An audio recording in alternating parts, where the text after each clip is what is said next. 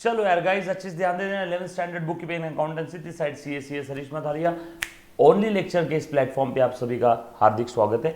अच्छे से ध्यान दे देना। जर्नल एंट्री ये वाला टॉपिक हमारा चल रहा था। जर्नल एंट्री के अंदर में हमने कुछ क्वेश्चन सॉल्व किए थे, अराउंड क्वेश्चन नंबर 6 तक सॉल्व किया था। 7 और 8 आप लोगों को होमवर्क के लिए दे रहा हूं। क्वेश्चन नंबर 7 और क्वेश्चन नंबर 8 आप लोगों को होमवर्क के लिए दे रहा हूं। डन, ट्राई करना है सभी ने। एक सेकेंड में फिर भी बता देता हूं। क्वेश्चन नंबर 7 में क्या दिया है, सानिया इलेक्ट्रॉनिक्स पुणे के बुक में अकाउंटिंग करना है, ठीक है। और यहां पे स्टार्टिंग में डेबिट बैलेंसेस 1 अप्रैल 2019 को और क्रेडिट बैलेंसेस 1 अप्रैल 2019 के ये दे दिए। आज तक सारे क्वेश्चन में डायरेक्ट जर्नल एंट्री के लिए ट्रांजैक्शन दिए रहते थे।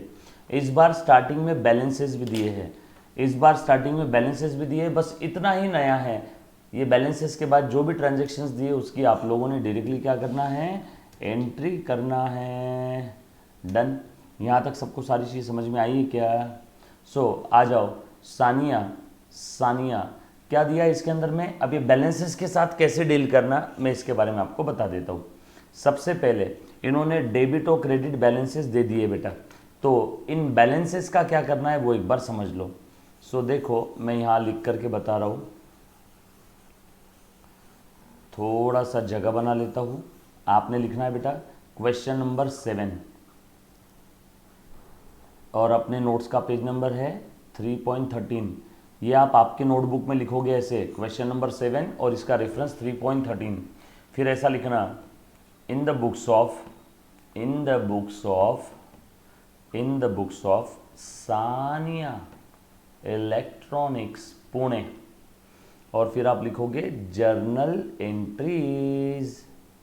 ऐसा आपने लिखना है। होमवर्क होने के बावजूद भी आप मेरे से ही करवा के लेने वाले हो, मुझे पता है। डन, काम की चीज है, पहली बार हुआ ये। आज तक जब भी क्वेश्चन सॉल्व करते थे डायरेक्ट देखो ट्रांजैक्शन दिए रहते थे, 1 तारीख 3 तारीख 5 तारीख। इस बार डायरेक्ट ट्रांजैक्शन नहीं दिए। इस बार पहले डेबिट बैलेंसेस दे दिए, सारे क्रेडिट बैलेंसेस दे दिए, और उसके बाद ट्रांजैक्शन 1 तारीख 5 तारीख 10 तारीख। तो ये इतना एक्स्ट्रा पार्ट है इस बार, ये डेबिट बैलेंस वाला और ये क्रेडिट बैलेंस वाला। दैट्स इट, बहुत आसान है, दूध पीता बच्चा भी करेगा। अच्छे से ध्यान दे। चल अभी बता देता हूं। क्या करना है डेबिट बैलेंस और क्रेडिट बैलेंस का बेटा, इसके पिछले पीरियड के जो भी बैलेंसेस है वो दे दिए।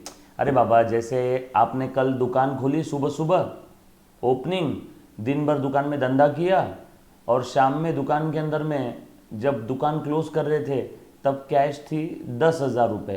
तो अगले दिन जब फिर से दुकान खोलोगे, ये था पहला दिन, ये दूसरा दिन, तो पिछले दिन का जो क्लोजिंग था अगले दिन का वो क्या रहेगा, ओपनिंग।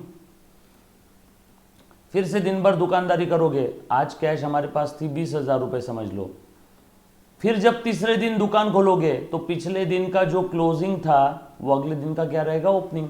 तो उसी प्रकार से पिछले पीरियड के जो बैलेंसेस थे वो बैलेंसेस दे दिए। बैलेंसेस डेबिट बैलेंस भी हो सकते हैं और क्रेडिट बैलेंसेस भी हो सकते हैं। अरे बाबा, हम लोग धंधा कई समय से कर रहे हैं, तो बिजनेस में पिछले पीरियड में जो कुछ था, पिछले पीरियड में आपका जो कुछ बैलेंस था, वो पिछले पीरियड का जो क्लोजिंग है वो इस पीरियड का क्या रहेगा, ओपनिंग।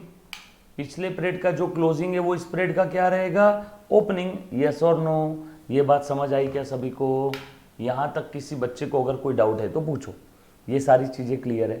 पिछले पीरियड के जो क्लोजिंग बैलेंसेस थे वो इस पीरियड के ओपनिंग। अब बैलेंसेस तो डेबिट बैलेंस भी हो सकते हैं, क्रेडिट बैलेंस भी हो सकते हैं। अब देखो मेरे पास में 1 अप्रैल 2019 को कैश एट बैंक में था 50,000 रुपये। मेरे पास 1 अप्रैल 2019 को डेटस थे 15,000 रुपये के, है ना।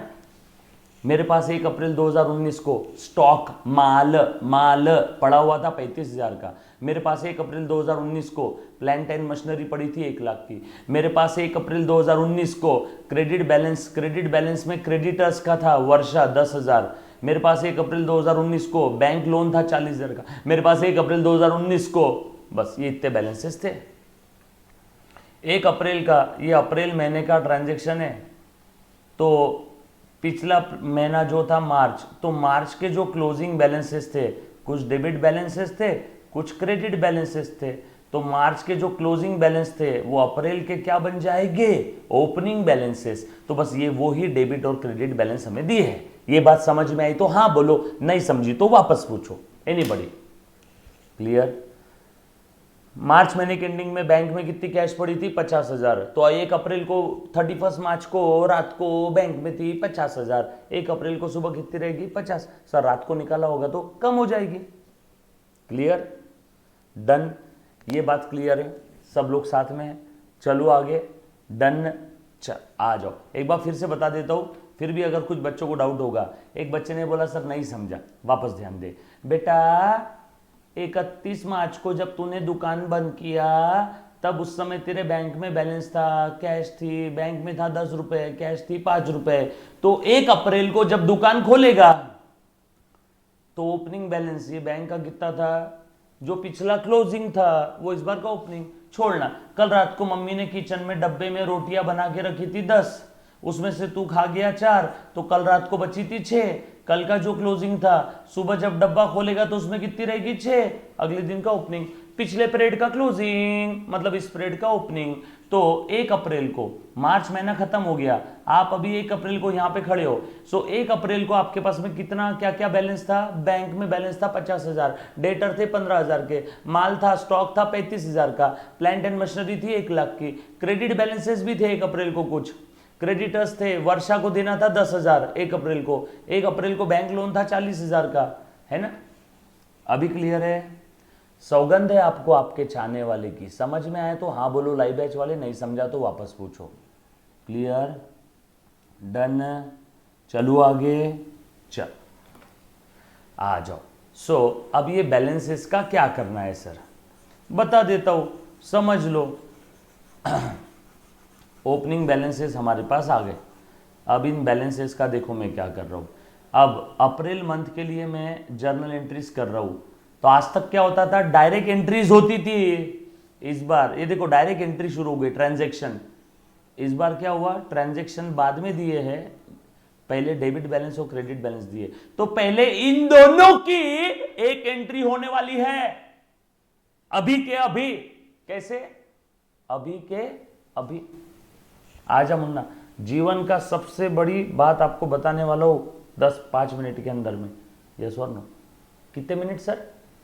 हाँ बैठो सर, आ जाओ। आज आपको नई चीज़ बता दो और मेरे बच्चों से आपको इंट्रोड्यूस भी कराऊंगा आज मैं।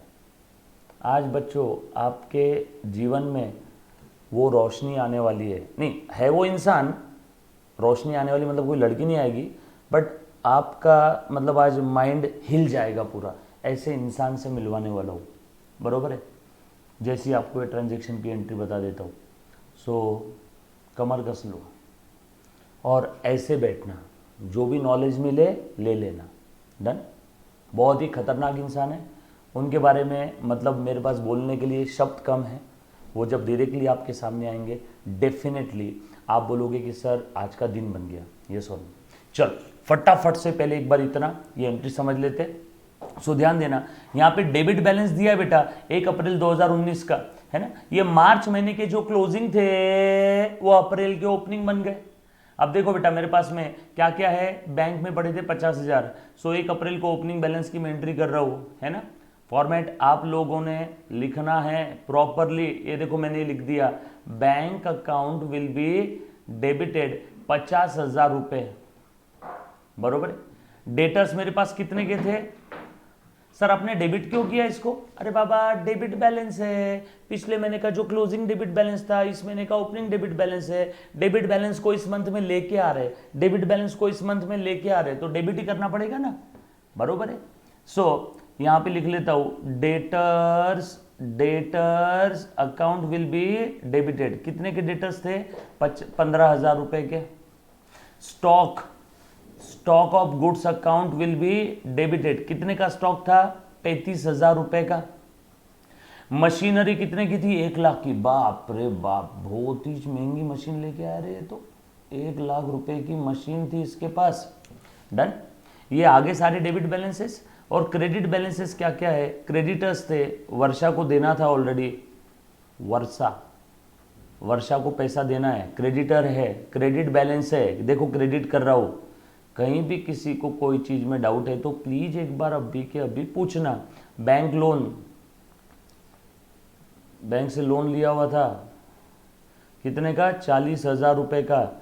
ये ट्रांजैक्शन नहीं है, ये बैलेंसेस है, पिछले महीने के स्प्रेड में लेके आए मैंने।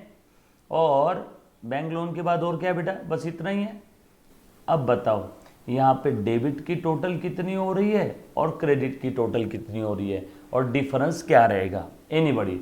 चलो बताओ बेटा मुझे, डेबिट की टोटल और क्रेडिट की टोटल कितनी हो रही है? डेबिट में क्या क्या है देखो तो जरा। ये 50,000 है, ये 15, 50, 15, 65, 65 और ये 35 कितना हो गया बेटा? 1,00,000 रुपए। एक और एक ये 2,00,000, और ये इधर कितना है? 40 और 10, 50,000। सो डेबिट में है 2,00,000, क्रेडिट में है 50,000। डिफरेंस किधर गया? बोलो मुझे फटाफट से। हाँ Munna, anybody, any idea, any guess? Difference कहाँ है? डिफरेंस 1,50,000 रुपए का डिफरेंस है। वेरी गुड बेटा। स्वयं और कोई डिफरेंस के लिए क्या लिखो? Any idea? बोलो बेटा।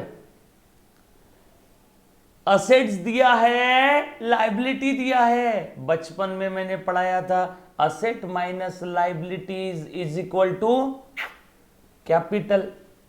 यस और no? Accounting equation. Very good Prateek. चलो सो लिख देता हूं यहां पे, टू कैपिटल।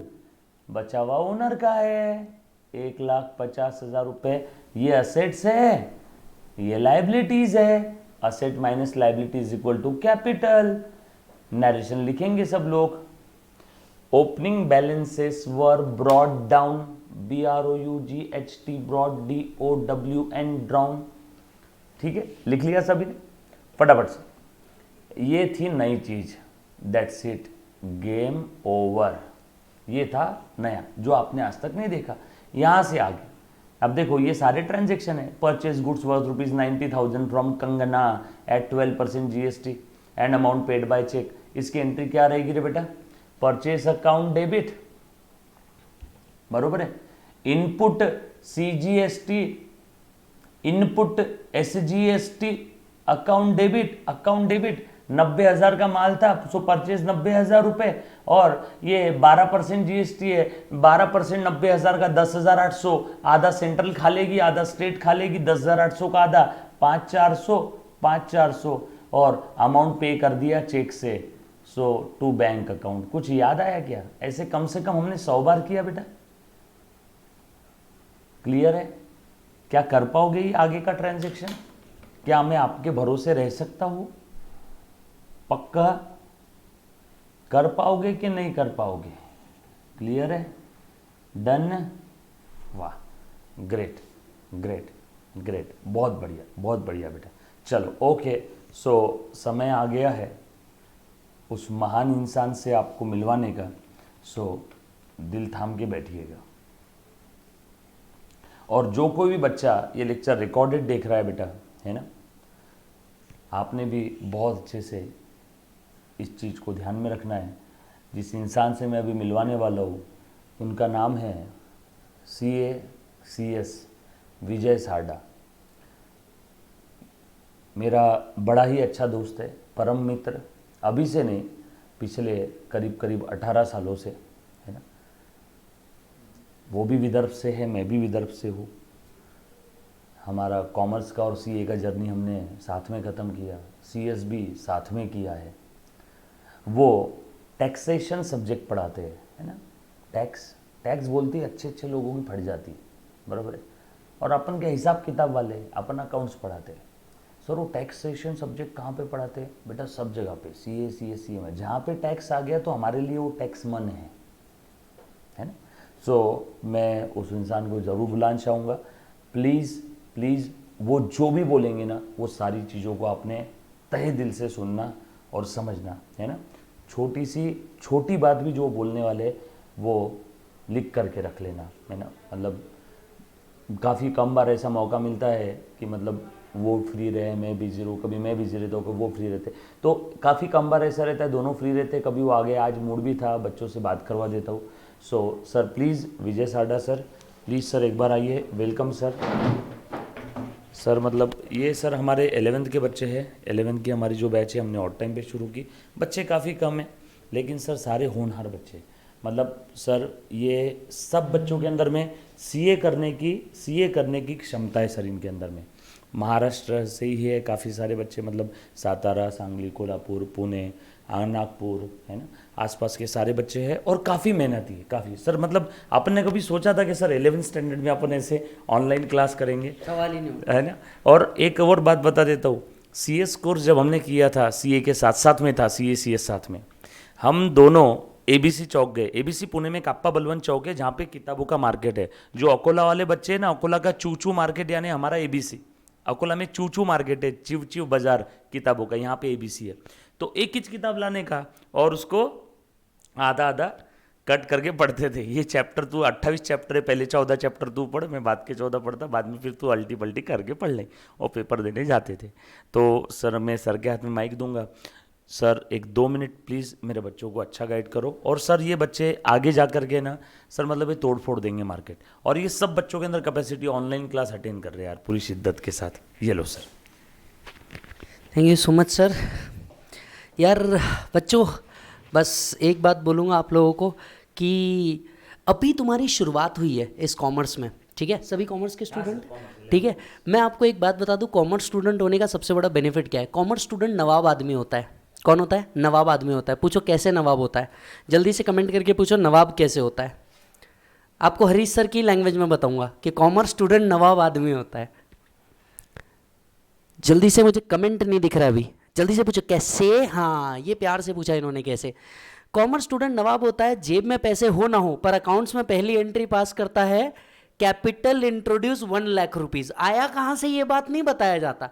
मतलब हम नवाब लोग होते हैं, हमारे पास पैसे होते हैं, ये हम अज्यूम करते हैं और ये पैसे को संभालना भी जानते हैं। बस उसी तरीके से मालिक आप भी अपने करियर को संभाल करके रखना और इसे एक असेट की तरह पूछना।